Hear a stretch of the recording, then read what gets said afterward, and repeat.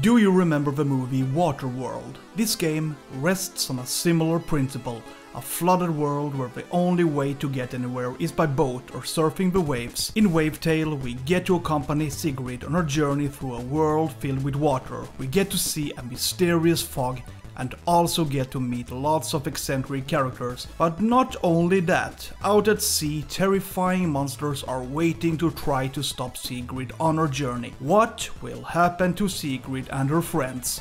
Whoever plays gets to see. I'm not going to spoil anything. Wavetale is a three-dimensional water game set at sea. This game was already launched last year, but now a version is coming to the Nintendo Switch. The price $30 and the size is 3.5 gigabytes. The first thing I have to mention is the waves.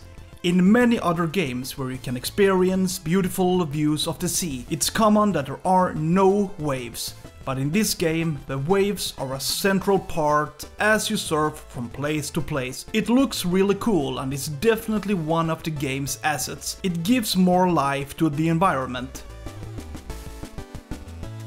I consider the color choice to be somewhat faded. Most often it goes in tones of blue, pink, white and brown, apart from the bounding dark clouds. There is nothing inherently wrong with the way the colors are combined, but it reflects what you can expect in the game.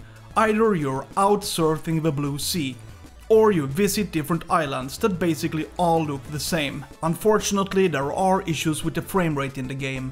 The target is 30 FPS, but in fights you can expect it to drop to 22 to 23 FPS. When surfing, it's also under 30 FPS, but here I don't think it matters that much. It actually flows well after all.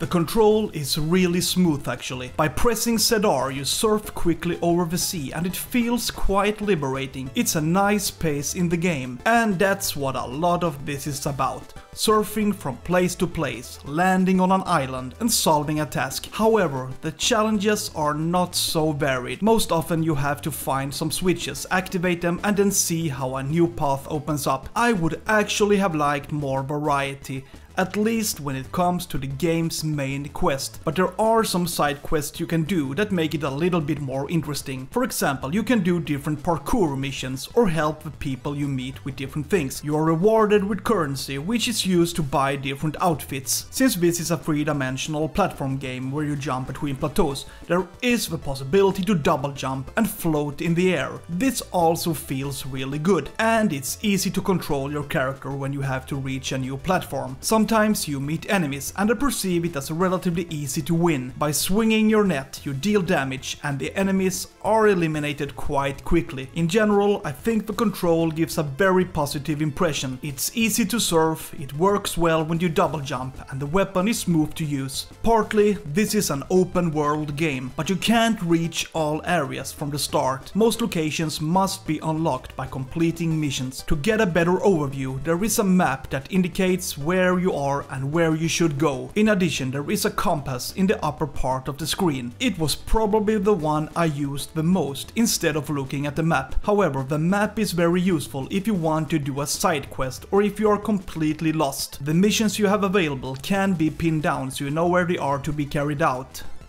In the menu you can also update yourself on what skills you have. You can see which characters you met and get some background information about them. In addition, you can customize the control as you wish. But I think the basic setup feels very logical, but the opportunity exists for those who want to change. Wavetale is a relatively short game. It is possible to complete it in a couple of hours, but if you want to do everything to 100%, i.e. all side missions, then it can take significantly longer. On the Nintendo Switch, my experience was relatively stable. Some occasional bug caused the game to crash. I accidentally surfed right into the fog and couldn't escape. But instead of the game resetting, it locked. At one point the game crashed when I was fighting an enemy. I was kicked out of the game. But generally, this game works well. My experience is that the problems I had were not permanent, just temporary. If you want to play a slightly different 3D game where you surf waves, jump between platforms and fight enemies, then I can recommend this game. Maybe $30 is a bit too expensive, but at the same time I perceive this to be a well-developed game. Feel free to subscribe to my channel, I review new games every week. Have a nice day, see ya!